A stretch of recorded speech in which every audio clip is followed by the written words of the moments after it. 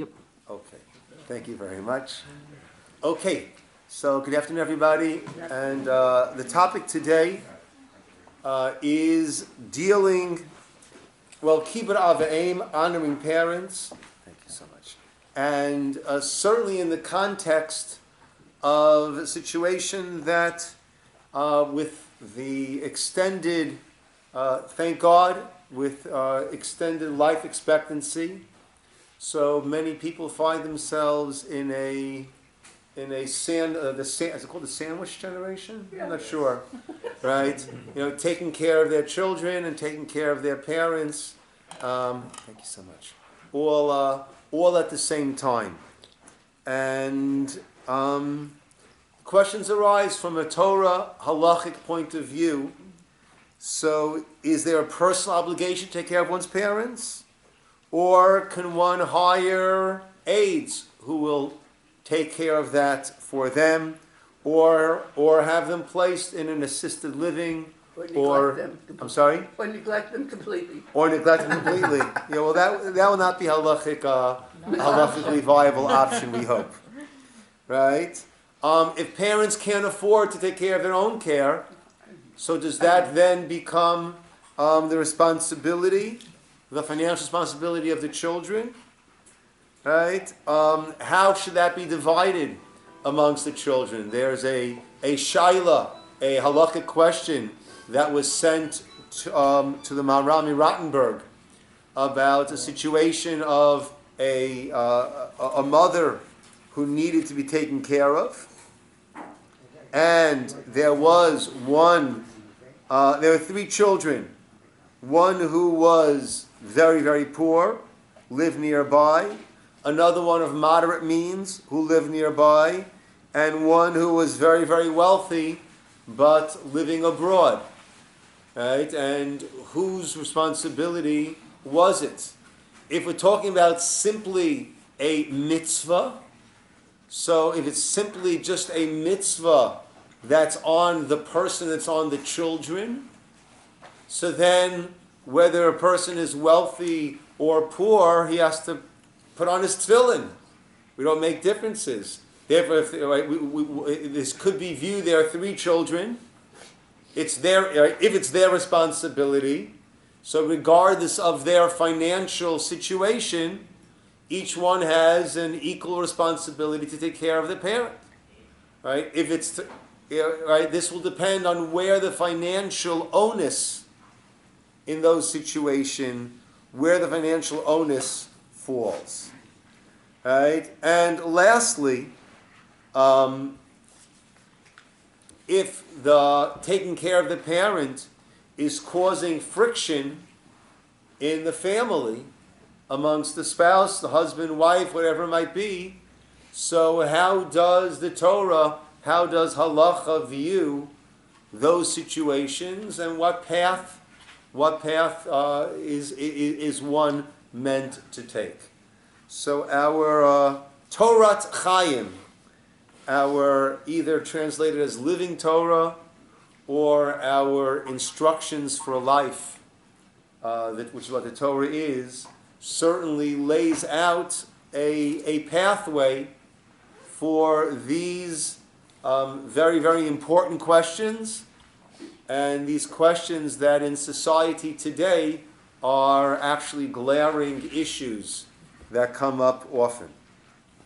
So let us begin with the very, very first source, which is the very famous pasuk, Kabed et avicha ve'et imecha Laman ya'arichun yamecha al ha'adama asher Hashem Elokecha notein lach. Honor your father and mother in order that you will have lengthened days, right, in the land that Hashem is giving to you. Where is this from? Are there not enough? There should be more pages. Are there any extra pages around? Okay. Good. We have enough? Good. Good. Okay. So where's it from? David, correct. It's from there, right? That's the Ten Commandments. okay, which speaks about honoring your father and your mother. And then we have a verse in Vayikra, Ish imo va'aviv tira'u. Every person, their mother and father, they shall fear. That Shabtotai tishmoru, and observe the Shabbat. Ani Hashem Elokeichem. Rabbi. So this is the psukim, the verses for honoring parents and fear, or I'd rather use the term reverence, right? Awe, right? For parents. Yes, Steve? I noticed within these two psukim that the which one comes first Good. switched. Good. So Steve's Talmudically trained, astute eye has noted that when it came to honoring, we mentioned father before mother, and when it came to fear or awe, we mentioned mother before father. And what Steve is saying is that seems to be, in fact, counterintuitive, right?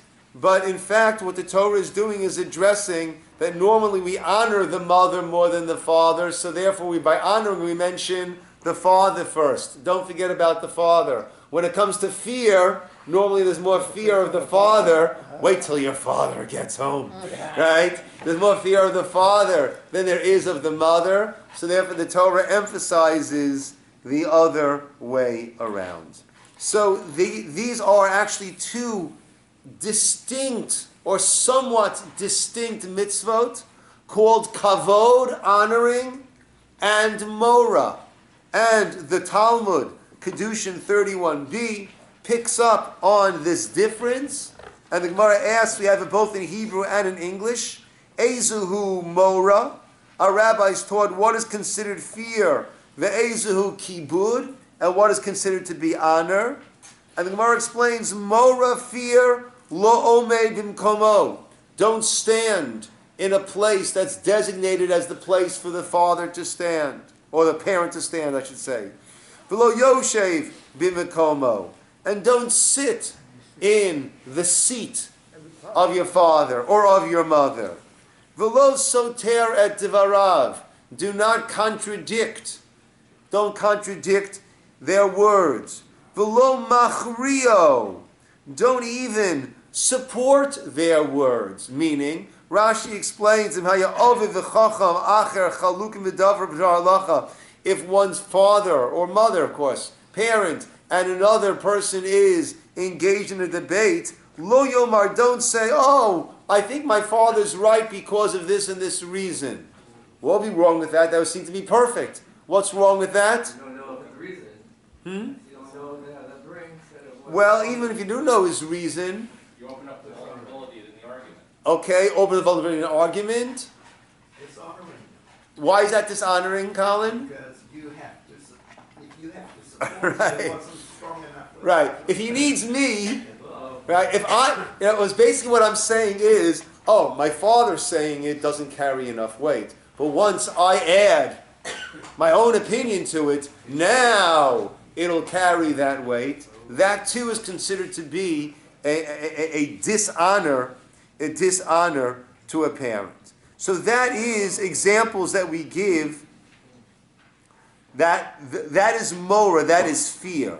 Kibud, honoring, is ma'achil, to feed, give to eat, mashke, give to drink, malbish, to help clothe, umechaseh, to cover, machnis, umotzi, right, to escort in, to escort out. Those are examples of the mora, of the kibud, excuse me. Okay, now there are many situations where there's an overlap of both honoring and fearing. The Gemara might be giving examples of where it's one to the exclusion of the other. Now, there is a dual nature. First, I want to give thanks to Rabbi Joshua Flug for putting together all of these Maramakomot that I have drawn from, the sources that I've drawn from. So there is a dual nature of Kibud Av V'Eim, and this is actually demonstrated by its positioning in the Ten Commandments. In general, the way that they are broken down is the first 5 are commandments between man and God. I am God, no other gods, right, etc., right? Name in vain, Shabbos. And the second group is Bein Adam leChaveiro, between man and man. Don't murder, don't commit adultery, don't kidnap, don't give false testimony, don't covet. Yet number 5, honoring parents, right, is seemingly between man and man. It's the way I treat my parents, yet it's in the listing of Bein Adam L'makom in the first 5, which is between man and God. And many explanations are given, right? Some say, well, better than to categorize the first group as not between man and God, but between man and his or her creator or creators, right? Which is God and also is one's parents. As the Gemara Kedushin says, there are 3 who contribute to the child, 3 parents to the child. There's Hashem, there's the mother, and there is the father.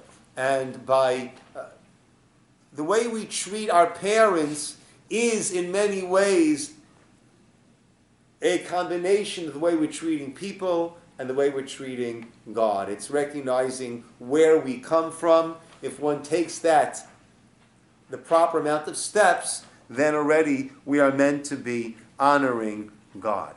So therefore, there is this duality that this mitzvah has, which combines both Bein Adam leChaveiro, between man, and also between man and God.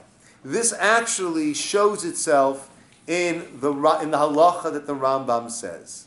The Rambam, we have at the very bottom of the first side of the sources, Mi shenitrafa dato shel aviv o shel imo. Someone whose father or mother is not in control of their mental capacity, mental faculties, right? The parents, right? Certainly nowadays there is, as people are aging more and more, right? So we have Alzheimer's, we have different degrees of dementia. Just yesterday, as I was driving, I was listening about an English fellow who opened up a home for dementia patients in Thailand. Why in Thailand? Well, for a fraction of the cost of of having a parent in a home in England, when there's one care facilitator for every 10 patients, you have this home in Thailand where there is one care facilitator for each patient. And he was asked, what do the Thai people think about this idea of setting up a mental care facility for the aged for English people in Thailand? And he said that they are quite, shocked, bemused at a society which ships their elders away to another country, and that in the fabric of their society is that the parents are taken care of by their children, right? In homes, in actual homes, not in our homes as we call them. So it really speaks a lot about the society that we live in, but also there are the responsibilities that people have. At times they're taking care of children and grandchildren as they're taking care of parents, and it can truly be in overwhelming situations. The Rambam speaks about parents who have lost control of their mental faculties. Mishtadel linhog imahem kafi da'atam. So one should do their best to treat them according to where they are at, to deal with them in that situation, ad sheyirucham aleim, until the heavens will have compassion on them, and they should have a refuah. V'im efshar lo la'amod. But if he can't, when they shenishtatu biyoter, right, because they're just, right, there's nothing left there. One can't deal with them. Yanichem v'yelach lo. He can leave them. V'yitzaveh acherim lanhigam karoi lehem. And have others, charge others to take care of them karoi lehem, in a proper way. Now, on the Rambam itself, you have on the next page, only in Hebrew, not in English, you have the Hasagas HaRavid. The Ravid often goes to, takes the Rambam to task, argues with the Rambam on different things.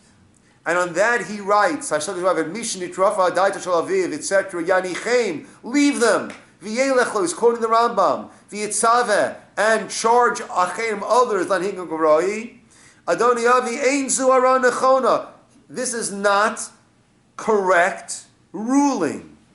Imhu yelech v'yaniach lo. If you're gonna go, you, the child, who have this responsibility, who have this vested interest, if you're going to go, v'yaniach lo, and leave him, l'mi yitzaveh l'shamro. Who's possibly going to take care of them? Who are you going to command? Who's going to take proper care of them? Now, there are some, the Radvaz, who don't understand the Ravid's challenge. And he says, look, sometimes it's too much for a child to take care of a parent. And it makes sense to have someone else who's a hired caretaker who can do it. Sometimes, if we're talking about a parent who has lost control of the mental faculties, so then at times things that would be considered disrespectful for the child to do might need to be done, and therefore it's best to hire someone else. If the parent needs to be physically restrained, then perhaps it's best to have someone else besides the child.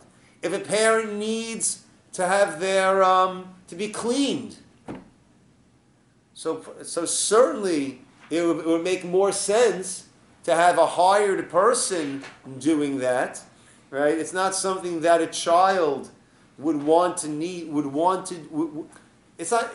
It's a great indignity for the parent. And having the child be the one who's doing that would presumably add, I imagine that would certainly add to the discomfort and the indignity of the parent. So there are many, many situations where, in disagreeing with the Ravid's challenge, one could hear exactly what the Rambam says, that it would not be for the child to do it, and it's far better to have someone else who can take care of that, and pardon me, clean the parent, and then have the child come and spend a nice time with the parent, as opposed to the child needing to do that. The Bach, who is one of the halachic commentators on the Shulchan Aruch himself, he says that it depends.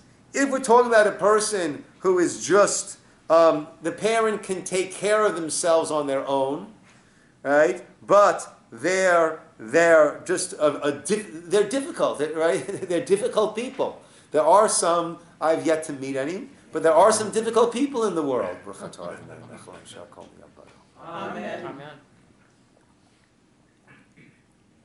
So if the parents' needs are being taken care of, they take care of their own needs, but they're very, very difficult, so then it would make sense to have someone else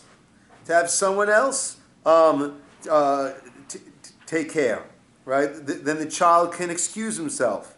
But the parent doesn't have the capacity to manage, right? Then the child should be there to help. So he applies the Rambam and the Ravid in different situations. Whose responsibility is it? Meaning, whose financial responsibility is it? So there, the Gemara once again deals with that. I'm sorry I didn't translate it, but it's very short. It's the very top of the second side of sources. Mishel mi. From whom? Right? From whose pocket is this meant to come? Rav Yehuda says, Mishel ben. Rav Yehuda says it's the child's responsibility to pay for the care of the parent. Rav Natan bar Oshia Omer, he says no. Mishel av, me, from, shel, that of the parent. It's the parent's responsibility. Orule Rabbanon, the Rabbanon instructed, demonstrated through Rav Yirmiyah, and others say that they instructed the son, Lebrev Rav Yirmiyah, Kamanda Amar, according to the opinion who says, Mishel Av, that it is from the parents, it's the parents' responsibility. Fair enough. Tosfot discusses, great, parents' responsibility. Fair enough. If they've got the money, then they should be taking care of it. If they've got the money and they don't want to spend it, well, they should be taking care of it. It's their responsibility. If they don't have the money, so then this falls into a general tzedakah situation, a charity situation. And every person is obligated to give tzedakah according to their means. And certainly a kedima, meaning a priority, is to parents, is to family who are in need. And therefore Tosa says very, very clearly that it might be, we might rule that it's the parent's responsibility, but that does not exonerate, that does not exempt the child from what they need to do. And certainly, if the parent needs and the children have the means, then it becomes the responsibility of the children to do that. I mentioned earlier the shaila, the halachic question that was sent to Marami Rottenberg about the three brothers and a mother who was in need, and there was a very wealthy. You get the seat of honor, Ida. Good to see you. So, the very wealthy child who lived far away, the very poor child who lived nearby, and the middle income, moderate means child who lived nearby. And the ruling was, look, if the obligation is Mishel Ben, if the obligation is from the children, then each one has their own responsibility. 3 children, each one has 1/3 of the responsibility. And it cannot come from tzedakah funds. Meaning, ideally every person sets aside 10% of their post-tax income, and that is not really theirs. That is a discretionary account that God gives to you to decide how do you want to distribute His money.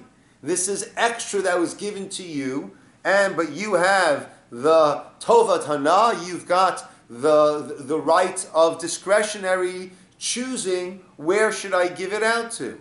Now, if I have an obligation, I can't use my tzedakah fund for my obligation. So if this is an obligation, if this was an obligatory responsibility, financial, on the children, then they can't use their tzedakah fund for this. This is not their tzedakah fund. This is their mortgage. This is their health insurance. This is one of their responsibilities. But as we saw the Gemara above a moment ago, the Gemara's ruling is that the financial obligation is on the parent to take care of those needs. And if the parent doesn't have, then it becomes a tzedakah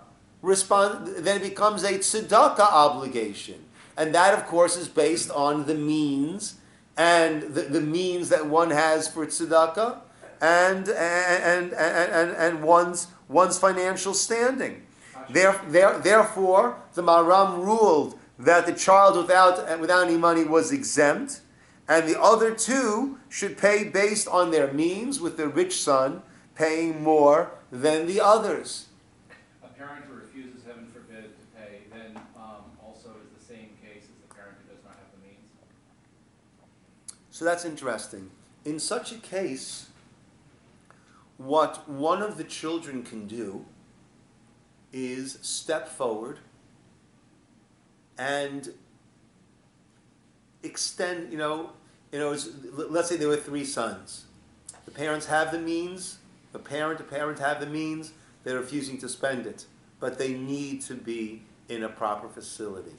Then proper thing to do is one of the sons would step forward, let it be done, let it be documented legally that I am not paying for this, I am lending the estate money to cover their needs that we all agree there needs to be covered, and it's on them, but they're refusing to do it, and therefore after 120 years the estate will need to reimburse me, and I'll keep it all very clearly documented what I spent, and we'll all be together on this.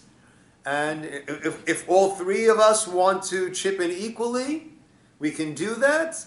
If you're not in position to do that, I respect that. I'll do it, but it's a loan, and then the estate will pay me back, after which then whatever remains in the estate can be split up according to the Yerusha. That would be a halach, I think a very halachically legitimate and proper way of approaching. If a person says, I want the mitzvah myself, I'm not looking to get paid back, then a bracha on his head. Elegant, thank you. Yeah. When I was growing up, a lot of families were poor, and the parents used to live with the children, so it was never a question of children giving money to the parents or the parents having the money. That doesn't seem to happen anymore. Is there an obligation in the Torah that if nobody has the money, that you take in the parent? Look, if no one has the money, we'll come to that in a few moments, more generally. But yeah, so then you can't have your parents on the street, right? They need to be taken care of, right? Now again, often this may lead to friction. Often, this can lead to friction in families. Whose responsibility is it, right? There are those that live nearby and those that live far away. Right, so those who live nearby, it falls upon them. Should it fall only upon them? It becomes very complicated. But I agree with you, and I'll share. I was planning. Well, I'll share at this point. There's a well-known story about Rav Chaim Soloveitchik. Rav Chaim Soloveitchik was one of the founders of the Briska Yeshiva dynasty, right? Rav J.B. Soloveitchik from Yeshiva University is part of that whole Soloveitchik lineage.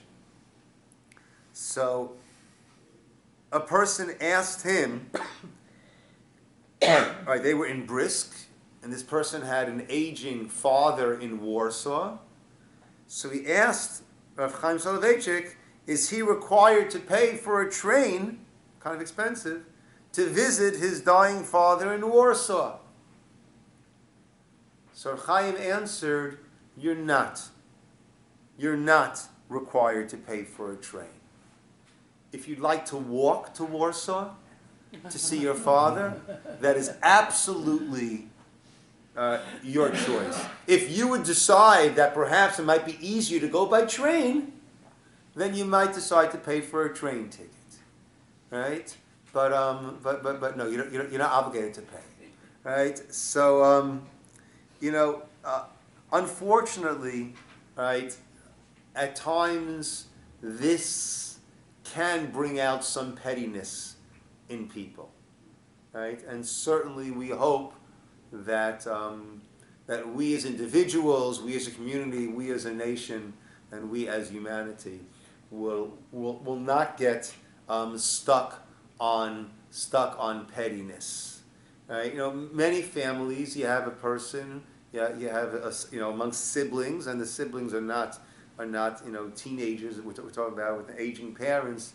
The siblings are in their 50s, 60s, 70s, and in the case where there are siblings, so one might take on the responsibility of caring for the parent, and then the other siblings will take care of that sibling because of the sacrifices that child, that sibling is making, and for the fact that sibling is carrying their responsibility, their collective responsibility is almost unilaterally carrying that on their shoulders. So we hope that all these situations are going to be dealt with, in good faith and just keeping our eyes on what is the best thing for the parent and how can we best do that.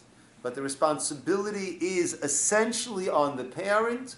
If the parent does not have the means, then it becomes a tzedakah responsibility, which again means according to their means, and it can be taken from tzedakah funds. It can rightfully be taken from tzedakah funds, though even there, I believe the Gemara, ideally, a person won't use their tzedakah funds to take care of their parents. The same way that one doesn't use their tzedakah funds to take care of their children. They see that this is a part of me, and therefore it's not my tzedakah funds that are being directed over here. Then ideally for a parent also, it wouldn't be their tzedakah funds at the expense of other tzedakah that they give to go for the parent. Taking a parent into the home. So there, the Shulchan Aruch does not discuss that. Oh, I'm sorry, before we get to that, let's see how the Shulchan Aruch codifies this halacha. It's this middle one. It wasn't available in English, but I'll read in Hebrew and translate as we go. That the child feeds and gives the parent to drink, mishal av ve'ein. That comes out of the account of the father and mother. Im yeshlo, if the father, the parents have the means. Vim ein la'av, v'yesh leben. If the father does not, the parent does not have the means, and the child does, kofin oto. Then the child will be forced. Vizan aviv. The Beit Din will force the child to use his funds to support the father. Kafi mashehu yachol. According to what the child is able to do. Vim ein leben. But if the child does not have the means, eino chayav lachzor lapetachim lachil et aviv. He's not obligated to go collecting money to feed his parent, right? Which is interesting, right?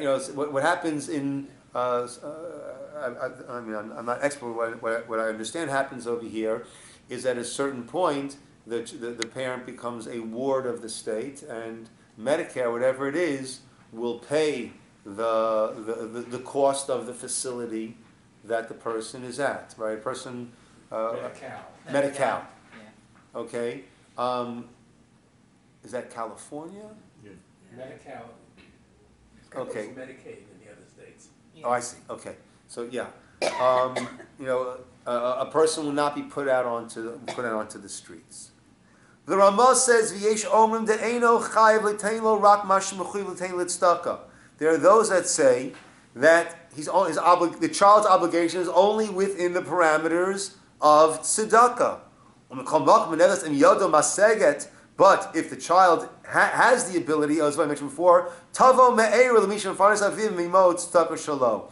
Person has the means, and nevertheless diverts all of his tzedakah funds to take care of a parent, then literally tavo me'era, a curse will be upon that person. That is not the way the person should be approaching their finances. And if there are many children, then it's calculated according to their financial ability. Then if some are wealthy and some are poor, it's only the wealthy ones who are obligated. And this is from that question and response that the Marami Rottenberg had sent. Okay, in terms of taking a parent into the home. So the Shulchan Aruch does not deal with that directly. Again, I think there was a much shorter life expectancy then, coupled with a much greater dedication of parents to children. So you couple those two together and you don't have the issue that society is grappling with today when it comes to taking an aging parent into the home. But we have a different issue that the Shulchan Aruch does discuss, right? So it seems that aging parents was not always a major issue, but difficult in-laws, right? That's always been around. So the Shulchan Aruch discusses ha'omer le'ishto, if a person says to his wife, and this we have both in Hebrew and English on the bottom of the second side of our sources. I don't want your parents coming to the house. I don't want your brothers and sisters coming to the house. Shomin lo. We'll listen to him. And she'll have to travel to her family. Davar, I'm going to cut off here. When things happen, she needs to visit, she'll go there. She'll go there once a month, every holiday. And they should not come unless she's sick or she's giving birth. And similarly, she says, right? I don't want, right, your family coming over, right? Which is probably her response after he said that he doesn't want her family coming over, or whatever it might be. Right? I don't want to be. I can't be with them together in the same house. Right? Right? They're bad to me. They torment me. Shomin la. We will listen to her. And then the Ramah brings a very interesting thing, a very interesting glimpse into social work circa 16th century. What does he say? The Noagim, and what we do is, Lo shiv imahem ish o isha ne'emanim. We send over a man or a woman who are trustworthy, v'tidur imahem, and they'll live there for a little bit. They'll get a sense, I don't know if they'll live there or do some visits to the house. To see who's being reasonable, who's being unreasonable over here, right? Who's causing this strife, this familial strife over here?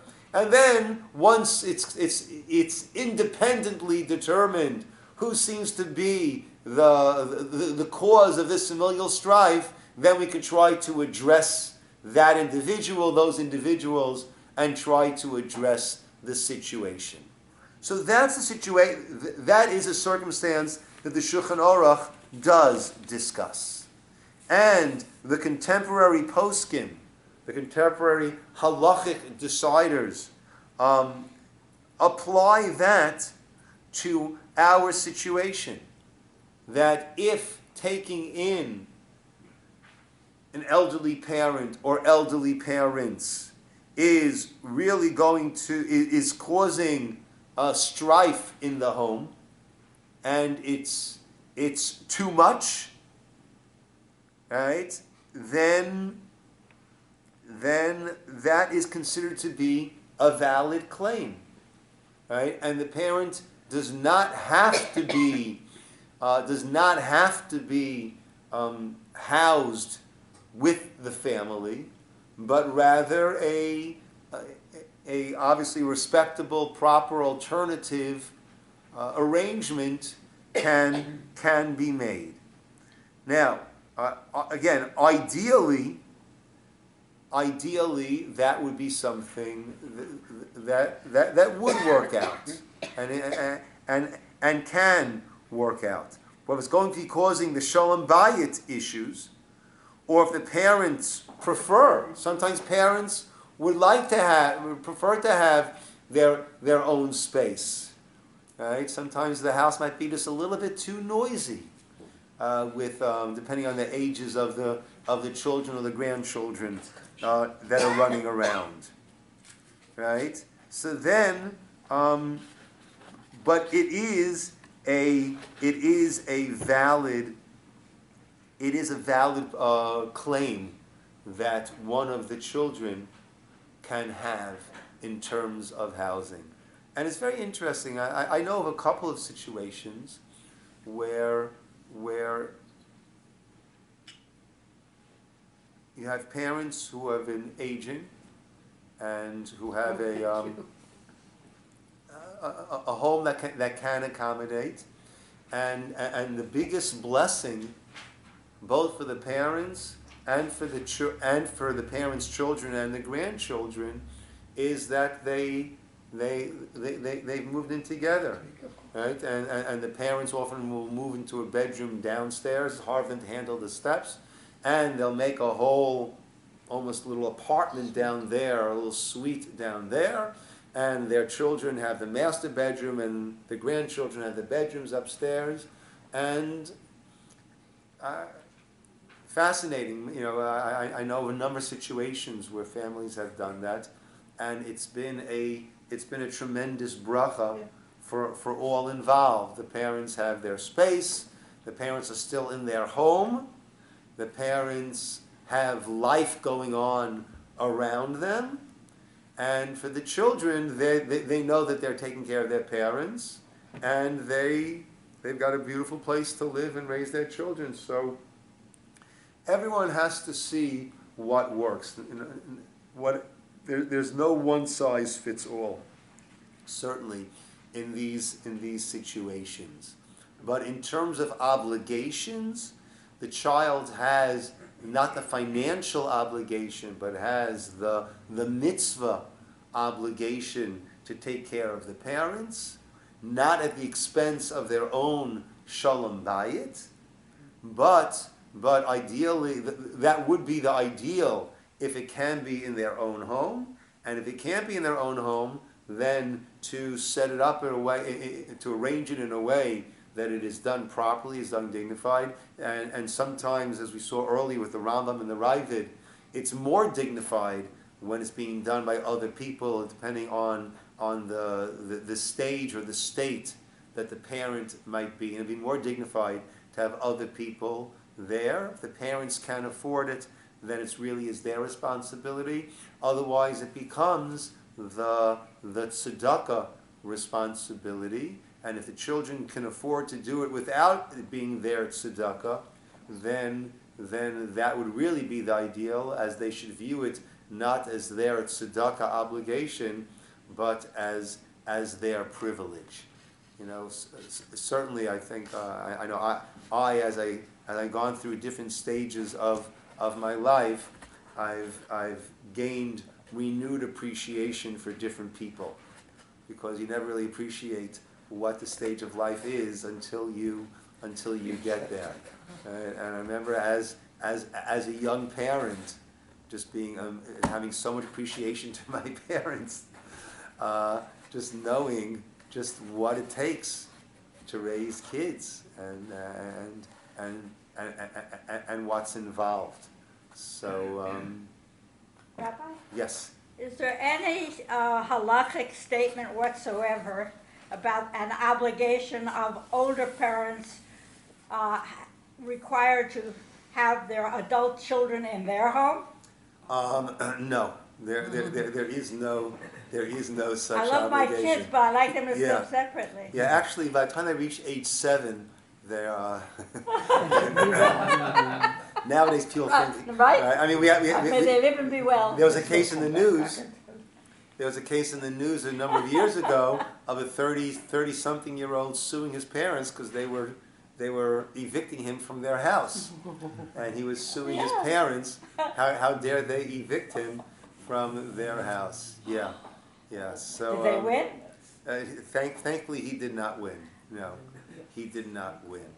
But no, at a certain point, parents no longer have that have a monetary obligation to children. But I think no matter at what age we are or our children are, right, if they are in need, then we feel a want, a need, and if